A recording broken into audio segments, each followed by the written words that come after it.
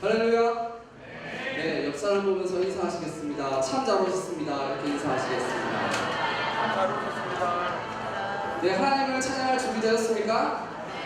네, 우리가 할 수 있는 최고의 환호와 박수로 주님께 올려드리겠습니다. 할렐루야.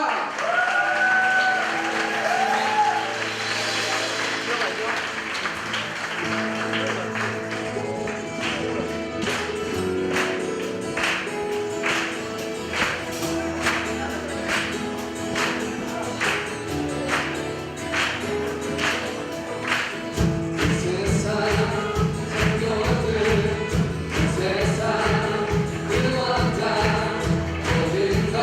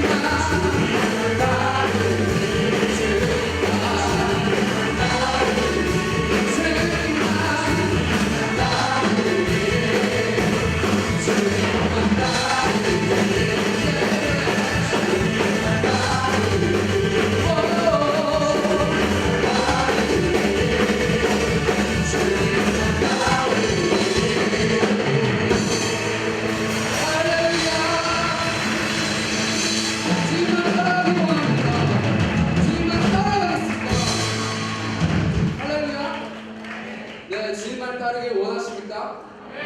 네, 주님만 따르길 제자가 되길 원합니다. 할렐루야! 네, 성경 말씀에 이런 말씀이 있습니다. 누구든지 나를 따라오려거든 자기를 부인하고 제 십자가를 지고 나를 좇을 것이니라 라고 기록되어 있습니다. 할렐루야! 네, 오늘 예배 가운데 나를 부인하는 역사가 지금 이곳 가운데 있기를 원합니다.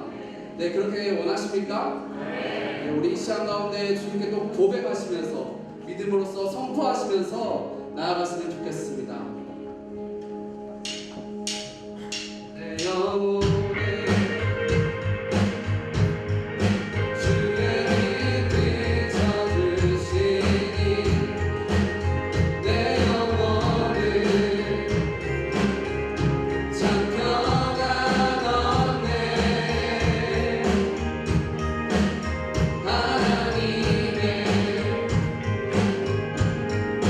다스리시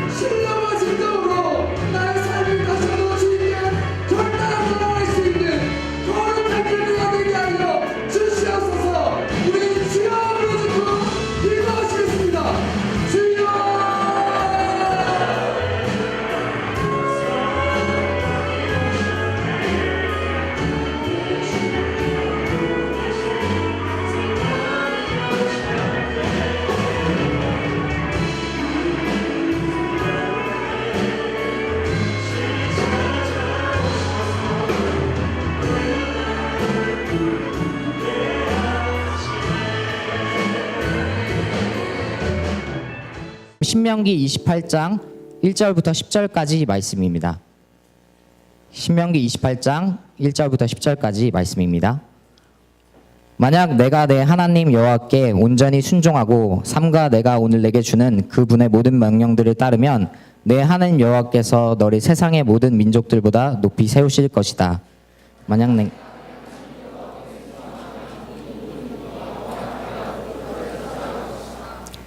너는 성 안에서 복을 받고 들판에서도 복을 받을 것이다.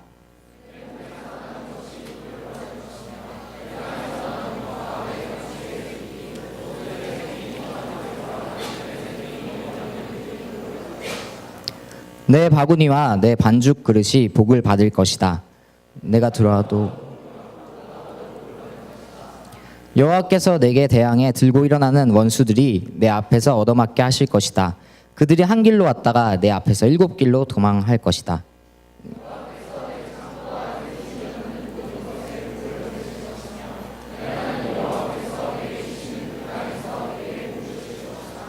내가 내 하나님 여호와의 명령들을 지키고 그분의 길로 걸으면 여호와께서 내게 맹세하신 대로 너를 그분의 거룩한 백성으로 세우실 것이다. 그러면 세상의 모든 민족들이 내가 여호와의 이름으로 불리는 것을 보고 너를 두려워할 것이다. 손 조금만 들어주세요. 자, 여러분, 이 노래가 혹시 뭔지 아시나요? 네, 이 노래, 네, 제가 굉장히 좋아하는 노래 중에 하나인데, 네. 혹시 이 노래, 이게 뭐의 BGM인지 혹시 아시는 분? 뽀글뽀글. 왜 갑자기 왜 뽀글뽀글을 제가 이야기할까? 맞추시는 분에게 선물 나갑니다. 제가 왜 갑자기 뽀글뽀글을 이야기할까? 뒤에 형제님, 맨 뒤에. 동심의 세계. 네, 미안해요. 아니에요. 네, MC들 빼고. 누구? 왜 갑자기 뽀글뽀글?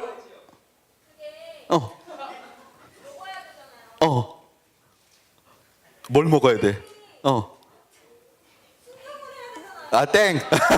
갑자기 순종. 네. 모르겠으면 네, 선물은 제가 받는 걸로. 네. 없나요? 왜 갑자기 뽀글뽀글을 이야기하는지? 뭐라고? 안 들려. 뭐라고? 나랑 닮아서? 전혀 아니고요. 마지막. 아름. 네, 정답. 저기 책, 그 검은색 책 저기 아름이 좀 갖다 주세요. 네. 여러분 오늘 우리 말씀에 가장 많이 나오는 단어가 혹시 뭔지 아세요? 복이라는 단어예요. 그래서 복을 가장 좋아하는 민족이 우리나라하고 일본 사람인데, 이제 일본에서 이게 1986년도에 만든 게임이거든요. 근데 이제 뽀글뽀글이라는 건데, 얼마나 복을 받고 싶었으면 네, 뽀글뽀글 할까 하는 마음으로 한번 준비해봤습니다. 네, 미안해요. 네, 신명기 28장은 한마디로 말하면 복장입니다. 복장. 이 복장 말고, 뭐 복장이 터지는 이런 복장 말고요. 복장. 복을 가장 많이 이야기하고 있는 장이 바로 신명기 28장입니다. 14절 이후부터는 저주가 나오고요. 14절까지가 이제 복이 나오는 장인데, 복이 무려 10번이나 등장을 하죠. 그래서 여러분들이 오늘 이 말씀을 아마 한 번쯤은 다 들어보셨을 거라고 생각합니다. 저도 이제 옛날에 다니던 교회에서 새벽 기도에 나가게 되면요, 이 본문을 목사님이 항상 이야기하셨어요. 그러면서 이제 저에게 항상 하셨던 말씀이, 기도하면 복 받는다. 들어가도 복을 받고 나가도 복을 받고 네가 어디로 가든 복 받는다. 그러니까 너는 기도하는 사람이 되라라는 그런 권면을 해주셨던 기억이 납니다. 본문에 말씀하는 복의 내용들은 우리가 들으면 기분이 좋아지는 내용들이 굉장히 많아요. 지금부터 제가 이제 하나씩 읽어드릴 테니까 여러분이 받고 싶으시면 아멘 하시길 바랍니다. 그래서 몇 번이나 아멘을 하는지 한번 세어보시면 좋을 것 같아요. 세상 모든 민족보다 너를 높이 세우실 것이다. 네, 이 모든 복이 너와 함께 할 거다. 성 안에서도 복을 받고, 나가서도 복을 받고, 내 몸에서 나는 것들이 복을 받고, 땅에서 수확하는 모든 것이 복을 받고, 내 소유가 복을 받고, 들어와도 복을 받고, 나가도 복을 받고, 원수들이 나를 치러 오면 한 길로 갔다가 7길로 도망가고, 내 창고에 복을 주실 것이다. 몇 번이나 이야기했는지 옆에서 한번 이야기해 보세요. 몇 번이나 아멘했는지. 네. 여러분 다 이런 복 받기 원하십니까? 네. 근데 저도 사실 이렇게 물어보면 저도 이제 아멘 할 것 같아요. 저도 이제 계속 교회를 다닐 때 이 본문으로 기도해 주시면 맨날 아멘 아멘 하면서 이 복을 내게 주시기를 바랬는데, 사실 이 복의 내용들만 보면요. 사실 우리 신앙생활엔 약간 고민이 생기는 게 사실입니다. 왜냐하면 믿는 자들에게 하나님이 분명히 이런 복을 허락하신다고 했는데 내 삶에 이런 복을 과연 누리고 있는가의 문제에 대해서 우리가 대답할 수 없기 때문이죠. 사실이야 바른 말이죠. 세상에 복을 싫어하는 민족이 어디 있겠습니까? 개인이 어디 있겠습니까? 누가 여러분들에게 복을 빌어준다고 하면 싫어하는 사람들이 어디에 있겠습니까? 우리가 가장 받고 싶어하는 것이 이런 소위 말하는 축복이라는 것이죠. 난 복 따윈 바라지 않겠어. 그냥 혼자 처절하게 살 거야. 비참하게 살아도 좋아. 복 따위 받지 않겠어. 라고 말하는 사람은 아마 없을 거예요. 그런데 그 중에 유독에 우리나라처럼 복을 좋아하는 민족이 없는 것 같습니다.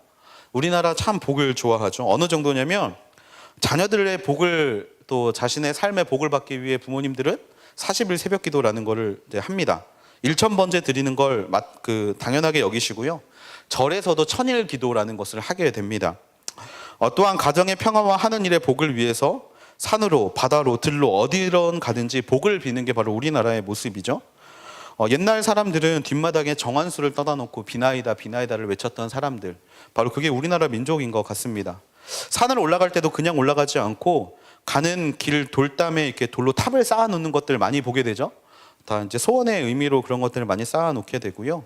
절에 들어가면 기와장에 소원을 적거나 또는 이제 밧줄 같은 거에 우리의 소원을 적어서 밧줄에 묶는 모습들을 많이 보게 되죠. 남산만 올라가 봐도 정말 그 사랑의 모습, 우리의 사랑 영원하게 해달라고 소원을 담아 자물쇠를 하도 많이 달아놔가지고 그걸 몇 번 갈았다고 해요. 그렇게 막 복을 기원하는 우리 민족들. 생활용품에서도 복이라는 단어가 엄청 많이 들어갑니다. 옥에도 복자를 쓰고요. 이불에도 복자를 쓰고요. 심지어 밥그릇이나 젓가락, 숟가락에도 복을 쓰는 민족. 결혼 축의금 봉투에도 복이라는 말은 심심찮게 보이고 아이들의 옷에도 복이라는 말이 엄청나게 많이 쓰이는 곳이 바로 우리나라입니다. 여러분들 얼굴에 점이 있으면 뭐라 그러죠?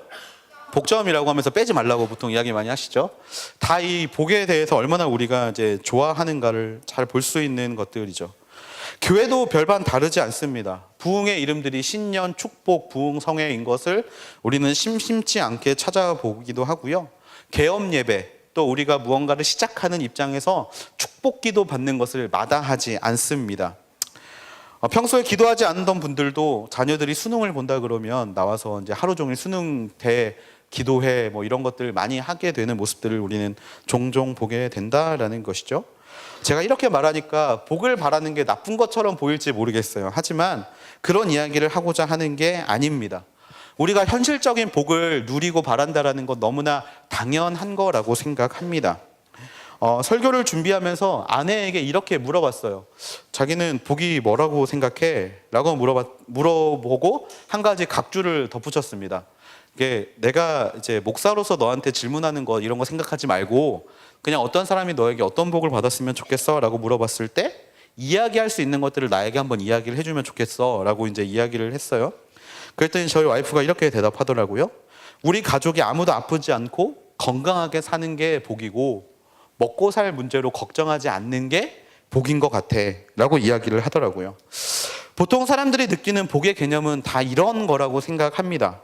삶에서 누리는 좋고 만족할 만한 행운 또는 거기서 얻는 행복, 내 이웃에 대한 검색창에 복을 검색해 보니까 나오는 단어였는데 이런 것들을 누리게 되는 것을 우리는 너무나 좋게 그리고 또 행복하게 생각한다라는 것이죠. 오늘 말씀도 이 연장선에서 보면 하나님께서 굉장히 우리의 모든 삶을 축복하시고 좋은 것들만을 허락하신다라는 의미로 우리가 바라볼 수 있게 될 줄도 모르겠습니다. 그런데 이 말씀의 핵심은 이런 우리가 알고 있는 복의 개념이 다가 아니라는 사실을 여러분에게 말씀드리고 싶습니다. 하나님께서 우리에게 주시는 말씀을 통해 어떤 의미가 담겨 있는지를 함께 나누어 보기를 원해요. 복이란 무엇인가? 믿는 자들에게 있어서 복이란 무엇인가? 이 접근을 우리는 조금 다르게 하기를 원합니다. 우리 모두가 확실히 인지하고 있는 것은요, 성경은 현실적인 문제로만 복을 이야기하지 않는다라는 겁니다. 여러분 많이 들으셨죠? 교회에서 말하는 복은 현실적인 게 아니다. 교회에서 말하는 축복은 너희들이 잘 먹고 잘 사는 것이 축복이 아니다라는 것 여러분 많이 들어보셨을 겁니다. 돈과 관련된 물질적인 것, 그리고 육체와 관련된 건강, 명예와 관련된 모든 것들을 말하는 것이 복이라고 생각한다면 예수님의 말씀을 이해할 수 없는 것들이 너무나 많다라는 거예요. 산상수훈에서 예수님은 복된 사람에 대해서 이렇게 이야기하십니다. 심령이 가난한 자, 애통하는 자, 온유한 자, 의에 주르고 목마른 자, 긍휼히 여기는 자, 마음이 청결한 자, 화평케 하는 자가 복되도다라고 말씀하셨어요. 근데 이 사람들은 앞에서 말한 것처럼 무언가 받는 사람이 아닙니다. 무언가 결핍이 있고 부족함이 있고 나약함이 있는 사람들인데 예수님은 이들을 통해 복 있다라고 말씀하셨다라는 거죠. 그리고 신앙이 좋은 사람들에게 항상 물질적 축복이 임하지 않는다라는 것 우리는 너무나 잘 알고 있지 않습니까? 이상하게 교육자들하고만 이야기해보면 다들 왜 이렇게 가난한지 모르겠어요. 이 신학교에 가보면 다들 이 가난한 사람들이 너무 많아요.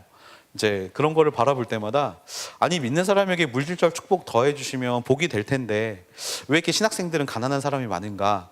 약간 이런 문제가 약간 풀리지 않는 숙제 같은 모습들도 분명히 있습니다. 신앙이 없는 사람에게 부와 건강과 명예가 함께한다는 사실이 또한 우리 마음을 어렵게 할 때도 많이 있다라는 것이죠. 교회에서 복을 이야기할 때 많이 하는 말이 물질적, 헌신적인 것이 복이 아니라 영적이고 내적인 것이 복이다라고 이야기를 할 때가 많은데 저도 이런 말을 들을 때마다 좀 정리가 안 될 때가 많이 있습니다.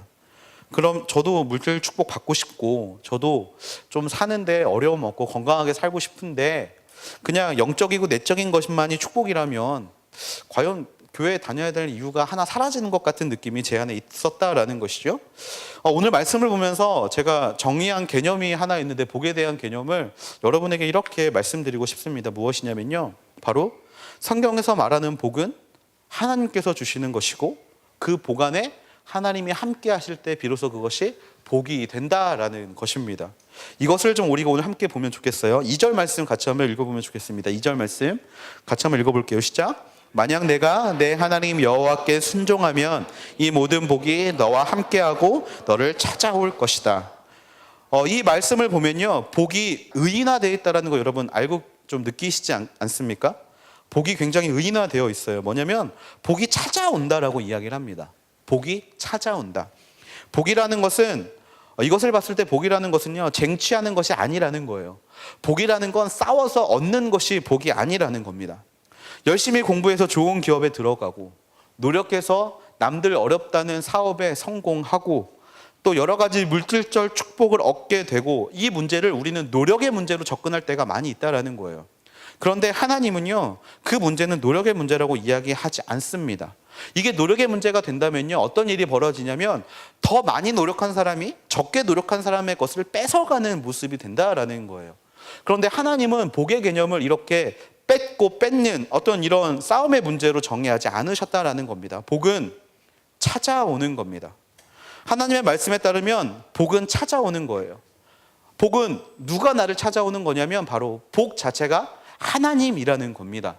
이걸 다른 말로 이야기를 하자면요, 하나님이야말로 복의 근원이시고 하나님이 계시는 것이 바로 복이 우리 가운데 임한다, 복이 우리 가운데 있다라는 것을 나타내는 것이라는 겁니다. 하나님의 임재를 통해서 얻게 되는 모든 것이 바로 복이라고 우리는 바라볼 수 있어야 한다라는 것이죠. 그렇게 되면 말씀을 통해 복을 바라보는 시선을 우리는 다르게 가져가야 한다라는 겁니다. 복을 받는 것에 집중하는 인생이 아니라 내게 처해진 상황 가운데 하나님이 허락해 주신 복을 바라볼 수 있는 사람들이 되어야 한다라는 거예요. 쉬운 말로 이야기를 하자면 우리가 얻고자 하는 것에 시선을 맞추는 것이 복이 아니라 우리의 현재의 상황 가운데서도 누릴 수 있는 것, 바로 그것이 복이 되어야 한다라는 겁니다. 그리고요, 하나님이 어디에나 계시듯이 우리의 모든 삶 가운데서는 분명히 복이 있다라는 것을 우리는 인정하고 넘어가야 한다라는 것입니다. 우리의 삶의 어려운 문제들, 또 우리의 행복한 모든 삶의 문제들 가운데 이것을 찾을 수 있느냐 없느냐가 바로 복을 받으면서 사는 그리스도인이 될 수 있느냐 없느냐의 문제로 나아갈 수 있다라는 것이죠. 복은 이미 우리의 인생에 충만히 부어져 있는 줄로 믿습니다. 복은 미래에 존재하는 것이 아니라, 복은 우리의 만족의 충만함을 가지고 달려가는 것이 아니라 여러분이 살고 있는 지금 이 순간, 여러분이 서 있는 지금 이 자리 가운데 하나님의 복은 이미 충만하게 부어져 계신 줄로 믿습니다. 물론 복이란 이름이 좋은 것만으로 나타나진 않습니다. 복이라는 것이 뭐 우리가 말하는 행복, 기쁨, 즐거움, 건강 이런 것을만 나타나는 것이 아니라 어려움도 복이라는 이야기, 고난도 축복이라는 이야기 여러분 많이 들어보셨죠.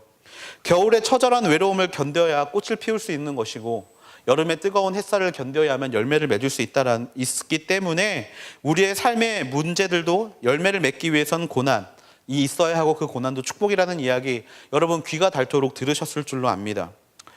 그것을 기억하는 인생이라면 우리는 접근법을 바꿔야 한다라는 거예요. 새벽 기도를 나갔는데 하나님이 응답해 주셨어. 내가 이런 어려운 문제들이 있었는데 새벽 기도를 나가서 열심히 기도했더니 하나님이 내게 대답해 주셨어. 우리는 이것을 복이라고 생각하기 쉽다라는 거예요. 그런데요, 하나님을 믿는 사람이라면 복의 개념이 이렇게 바뀌어야 한다라는 겁니다.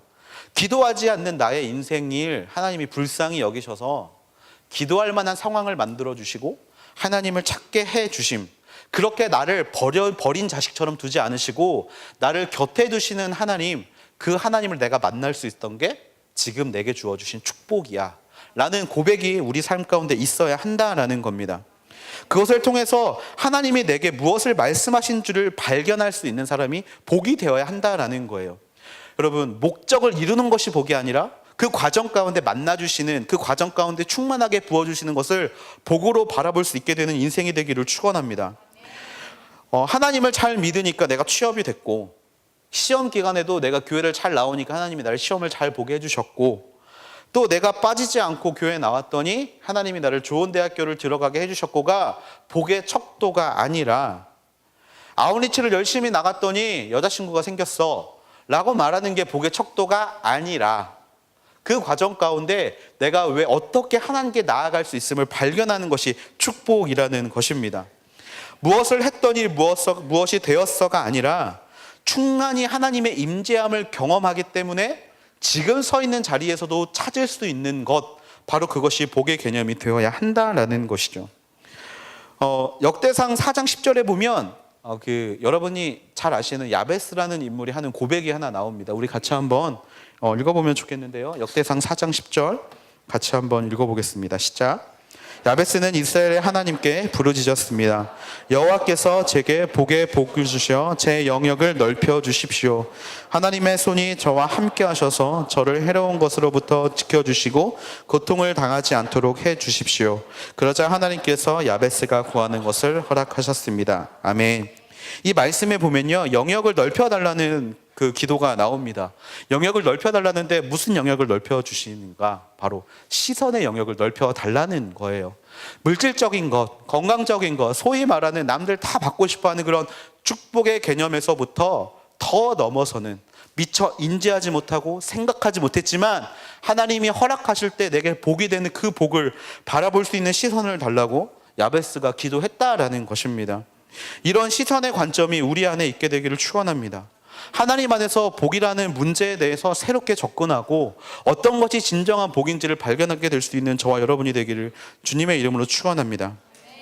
오늘 말씀 1절을 함께 보면 이렇게 이야기를 하고 있어요. 같이 한번 읽어볼게요. 1절 말씀 시작. 만약 내가 내 하나님 여호와께 온전히 순종하고 삼가 내가 오늘 내게 주는 그분의 모든 명령들을 따르면 내 하나님 여호와께서 너를 세상의 모든 민족들보다 높이 세우실 것이다. 아멘. 앞에서 하나님의 복은 이미 우리에게 주어주셨고 우리의 삶 가운데 충만하게 계신다라고 말씀드렸습니다. 방금 읽은 1절의 말씀은요, 그렇다면 그 복을 우리가 어떻게 볼 수 있는가, 어떻게 느낄 수 있는가를 말해주는 거예요. 이것을 다른 말로 이야기하면 그 난시나 근시가 있는 사람들이 그 목적, 그 물건을 똑바로 보기 위해서 안경을 쓰는 것처럼 그 복을 바로 볼 수 있게 하는 안경과 같은 말씀을 우리에게 허락하셨다라는 거예요. 도수를 맞춰야 물건이 보이는 것처럼 영적 도수를 하나님께서 맞춰주기를 원하신다라는 거죠. 복을 찾기 위한 우리의 기본 마음가짐은 순종의 마음가짐입니다. 그런데 이 순종함은요, 우리가 좀 잘못 생각하고 있는 게 있어요. 뭐냐면 순종이라는 건 우리의 마음 먹는 것에 따른 결과물이라고 생각할 때가 많이 있다라는 겁니다. 그런데요, 하나님은 순종을 그렇게 말씀하지 않으세요. 순종이라는 건 하나님을 믿는 사람들이, 구원에 이른 사람들이 마땅히 가져야 하는 거예요. 그러니까 무슨 이야기냐면 이미 순종은 저와 여러분의 인생 가운데 주어진 하나님의 선물이라는 것입니다. 이것을 우리가 인정하고 나아가면 우리에게 당연히 생기는 마음가짐이 하나 있는데 무엇이냐면요, 첫 번째가 결코 가보지 못한 것들에 대해 결코 후회하지 않는다라는 겁니다. 우리가 복에 대한 문제를 생각할 때 후회함이 굉장히 많아요. 하나님이 나를 축복해 주시기 위해서 내게 이런 길을 준비해 주셨었는데 내가 그때 아둔하고 미련하고 연약해서 그 길을 미처 선택하지 못했어 라는 후회들이 우리들 사이에 너무나 많이 있습니다. 그런데요, 하나님께 순종하는 사람들은 가보지 못한 길에 대해 결코 후회하지 않습니다. 하나님을 믿는 사람들은 후회함이 없어요. 왜냐하면 어떤 길을 선택하든지 간에 하나님이 우리와 함께 하신다는 사실을 믿는 것, 그게 바로 순종의 첫 번째 걸음이기 때문에 그렇습니다.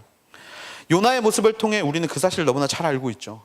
요나, 정말 하나님이 정말 그 땅 가운데 정말 그 사람들을 향하여 복음을 선포하라고 이야기하셨는데 도망가잖아요. 도망갑니다. 니느웨를 가야 되는데 다시스로 도망가요. 그런데 그의 선택에 따라서 하나님의 결정이 번복됩니까? 아니요. 하나님은 어떻게든 그를 그 자리로 이끌어 가신다라는 거예요. 그 사실을 안다라면 굳이 후회할 필요가 없다라는 겁니다. 요셉도 마찬가지. 요셉 자기가 원하는 대로 생각하는 대로 말하고 생각하는 대로 행동하고 살아왔어요. 한 번도 하나님의 뜻이 어디에 있는지를 생각하지 않았다라는 거예요. 그런데 재밌는 건 하나님이 계획하시고 하나님이 원하시는 길로 이끌어 가셨다라는 것이죠. 왜 그들은 후회하지 않을 수 있었습니까? 이런 후회할 수 있지 않을까요? 내가 그때 꿈 이야기 하지 말걸. 내가 그때 형들한테 내가 이런 이야기 하지 말걸. 후회할 수 있죠. 하지만 이들은 후회하지 않았어요. 왜냐하면 내가 걸어가는 모든 곳이 복의 길임을 깨달았기 때문이라는 겁니다. 복이라는 것이 목적을 이루기 위한 것이 아니라는 것, 앞에서 말씀드린 것처럼 이들은 그 자리에 서 있을 때 하나님이 주시는 것이 복이라는 것을 알고 있었던 사람이기 때문에 그랬다라는 거예요. 잠언 16장 9절에 보면 그에 대한 근거 말씀이 있습니다. 잠언 16장 9절 같이 한번 읽어볼게요. 시작. 사람이 마음으로 자기 앞길을 계획한다 해도 그 걸음은 여호와께서 이끄신다. 아멘. 우리가 아무리 계획하고 우리가 아무리 노력하고 우리가 소위 말하는 복 받고자 발버둥 친다 하더라도 걸음을 인도하시는 분은 하나님이시기 때문에 그렇다라는 것입니다. 이것이 바로 순종의 마음이라는 거예요. 노력이 아닙니다. 마음은 자꾸 저 산에 있는데 바다로 가고자 하는 게 순종이 아니라는 거예요. 여러분의 마음가짐, 그 있는 모습 그대로 하나님께 나아가는 것이 순종의 모습이고 또 그것을 통해서 하나님이 여러분 안에 그 기쁜 마음을 허락하여 주시는 줄로 믿습니다. 복의 대명사라고 하면 우리는 아브라함을 떠올리죠. 하나님께서는 아브라함을 통해 그 사람은 복의 근원이 될 거라고 말씀하셨어요. 왜 그 사람이 복의 근원이 될 거라고 말씀하셨는가? 아브라함에게는 우리에게 없는 한 가지가 있었다라는 거예요. 뭐냐면 결코 후회하지 않는 것, 선택의 문제 가운데 고민하지 않는 것, 그게 바로 아브라함이 가지고 있었던 복의 근원에 대한 열쇠였다라는 겁니다. 아브라함은 떠나라고 말씀할 때 그 선택의 문제를 가지고 결코 고민하지 않았습니다. 떠나라고 말하면 그냥 떠났어요. 어디로 가는지가 중요한 게 아니고요, 어디로 가야 잘 먹고 잘 사는지가 중요하지 않았다라는 거예요. 조카 롯과 이야기를 할 때 정말 조카 롯은 많은 것을 고민했습니다. 소돔과 고모라 땅을 선택하는 문제에 있어서 많은 것을 고민했어요. 그 땅에 가면 물질이 축복계에 있기 때문에, 그 땅에 가면 좀 더 많은 문화의 혜택을 누리고, 그 땅에 가면 내가 더 좋은 것을 누릴 수 있다는 고민을 가지고 선택했지만 아브라함에게 그 선택의 문제 어떤 것도 장애물이 되지 않았고 그냥 조카가 가지 않는 곳을 가는 것이 아브라함에게 선택의 방법이었다라는 겁니다. 그것은 무엇을 의미합니까? 무엇을 선택하든지 간에 내가 가는 곳에 복이 있다는 사실을 아브라함은 알고 있었다라는 것이죠. 그리고 하나님은 그를 복의 근원으로 만들어주신 이유, 바로 그런 아브라함의 모습을 따라가는 사람들이 일어날 때 그 인생 가운데 내가 복을 허락하겠다라는 약속을 주시기 위함이라는 것입니다. 정말 그 가보지 못한 것들에 대한 후회함을 갖지 않게 되는 인생이 되기를 바랍니다. 그 문제는 전혀 복의 문제와 상관이 없음을 기억하는 여러분이 되기를 축원합니다.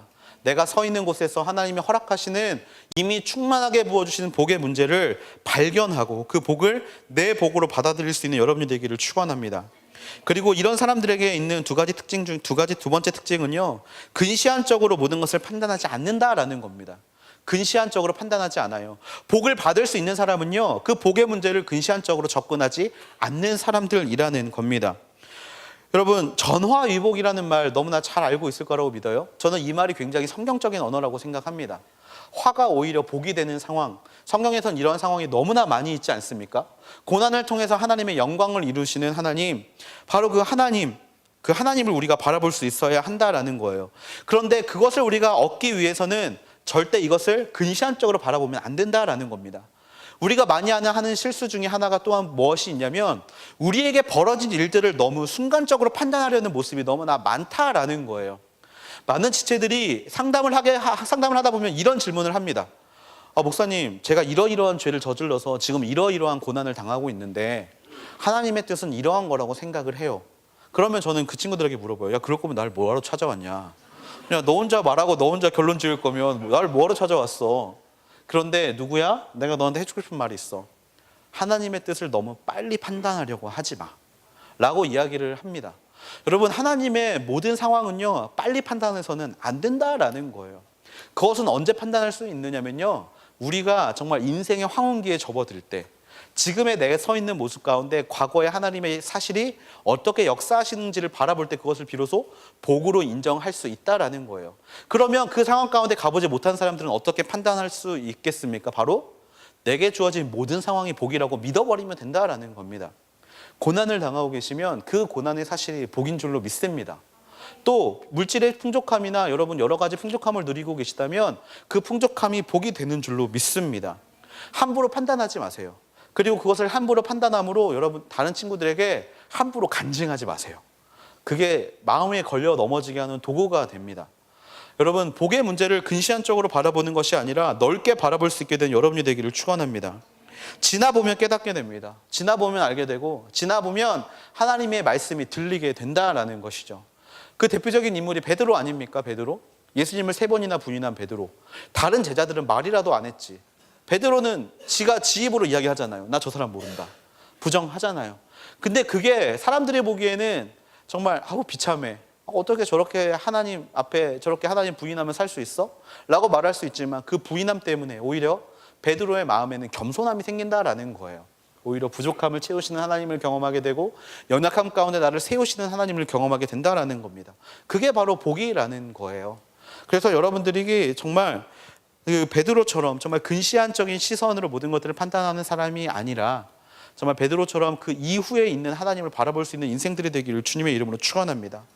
그것을 통해서 하나님께서 여러분에게 하시고자 하는 말씀을 바라볼 수 있는 여러분이 되기를 바랍니다.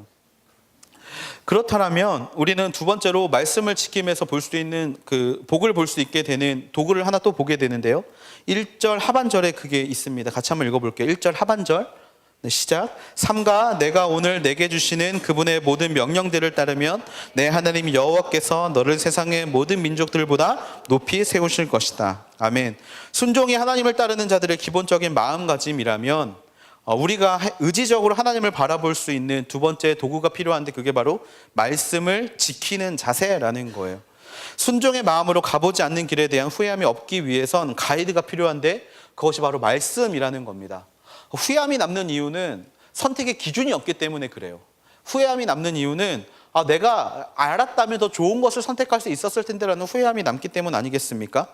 말씀을 지킨다라는 것은 이 땅에 충만한 하나님의 복을 바라볼 수 있는 시선을 제공한다라는 겁니다. 말씀을 알고 있다면 복의 자리로 갈 수 있습니다. 말씀을 알고 있다면 더 축복을 빨리 캐치할 수 있다라는 것이죠. 순종의 마음으로 갈 때, 정말 순종의 마음으로 말씀을 통해 길을 볼 때 그 자리 가운데 있는 세상의 충만한 복을 볼 수 있다라는 것입니다. 말씀이 전하고 있는 복, 그리고 그 복을 통해 우리에게 주시는 말씀이 있는데 그것은 무엇이냐면요, 복을 현상으로만 바라보지 말라라는 겁니다. 앞에서 이야기했던 것처럼 복은 현상이 아닙니다.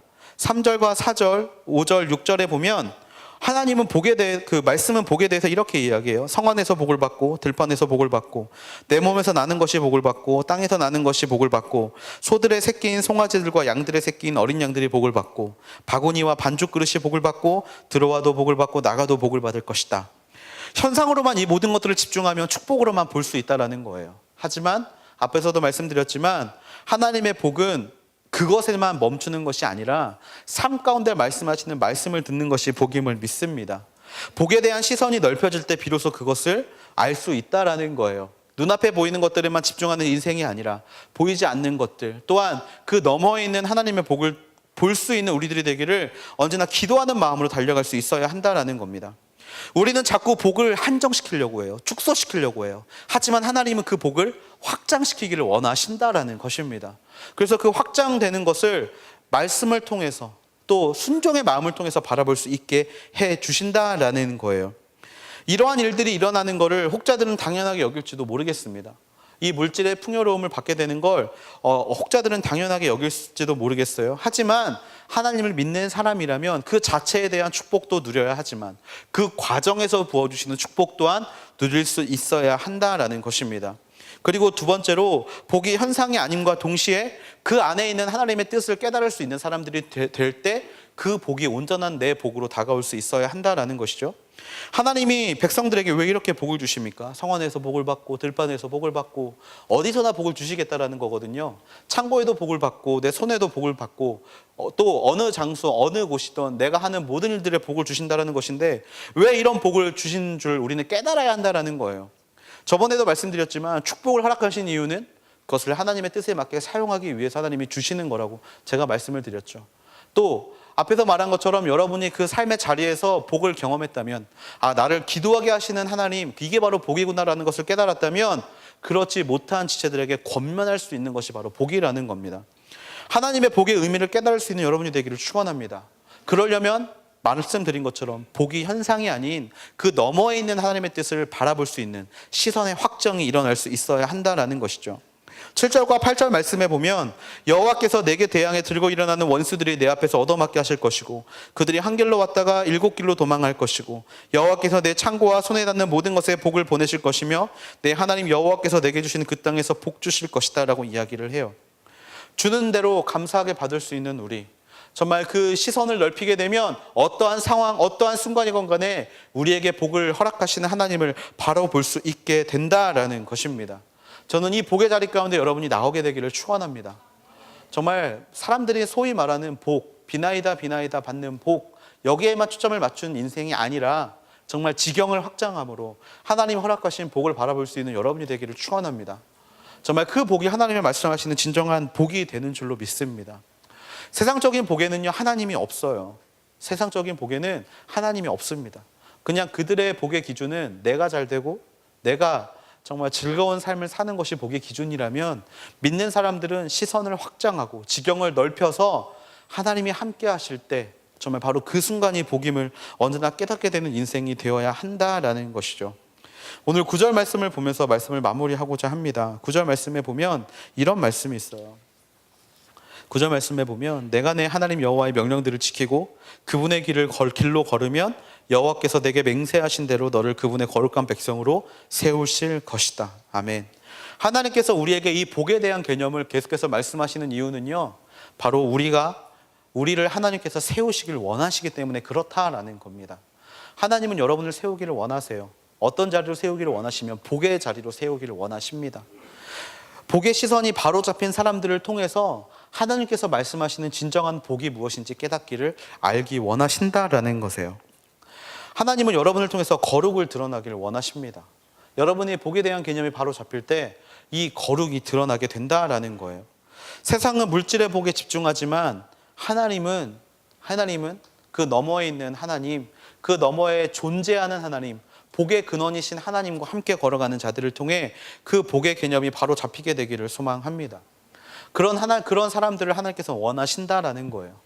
많은 사람들이 간증을 합니다. 이렇게 했더니 내가 이렇게 잘 되었다. 그리고 그것이 복의 기준이라고 이야기를 해요.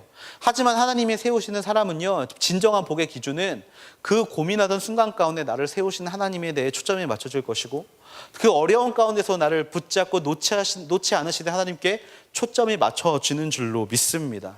그래서 저는 여러분들이 그런 곳에 초점을 맞추게 되기를 소망합니다. 그게 바로 복의 진정한 의미이고 그 복을 전할 때 하나님의 복이 세상 가운데 온전하게 전달되는 것이기 때문에 그렇습니다. 어느덧 기복주의에 빠진 교회, 어느덧 복복만을 바라는 교회, 그렇기 때문에 교회가 세상의 교회에 손가락질하는 것 아니겠습니까? 여러분들이 서 있는 그 자리 가운데 그 자리가 거룩한 곳으로 정말 하나님의 진정한 복을 전할 수 있는 여러분이 되기를 주님의 이름으로 축원합니다. 복의 의미를 넘어서서 물질의 축복의 의미를 넘어서서 하나님이 함께 하시는 그 동행의 축복, 또한 그 동행으로 말미암아 우리의 지경을 넓히시는 축복을 바라볼 수 있는 그런 우리 귀한 하늘대학부 되기를 주님의 이름으로 축원합니다. 우리 시간에 함께 기도함으로 나아갔으면 좋겠는데요. 우리 이 시간에 먼저 기도할 때 이렇게 기도했으면 좋겠습니다. 하나님,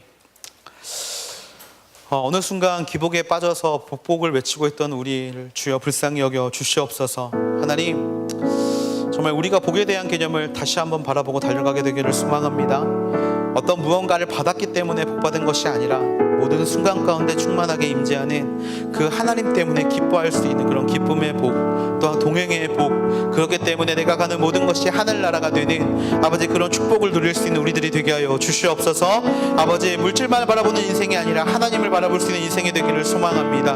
물질에 정말 갇혀있는 복의 개념이 아니라 하나님께 정말 그 복이 하나님께 갇혀있는 정말 하나님 안에서 그 지경을 넓혀가게 되는 그런 귀한 복의 개념을 갖고 사는 우리들이 되게 하여 주시옵소서. 아버지, 그동안 가지고 있던 모든 생각들을 내려놓고 오직 하나님을 향한 말씀을 향해 달려갈 수 있는 인생들 되게 해달라고, 아버지 그 복에 대한 개념 다시 한번 정리함으로 우리의 삶 가운데 이미 충만한 복을 바라볼 수 있는 그런 하나님의 귀한 자녀들 되게 해달라고 우리 시간에 함께 기도함으로 나아가시겠습니다.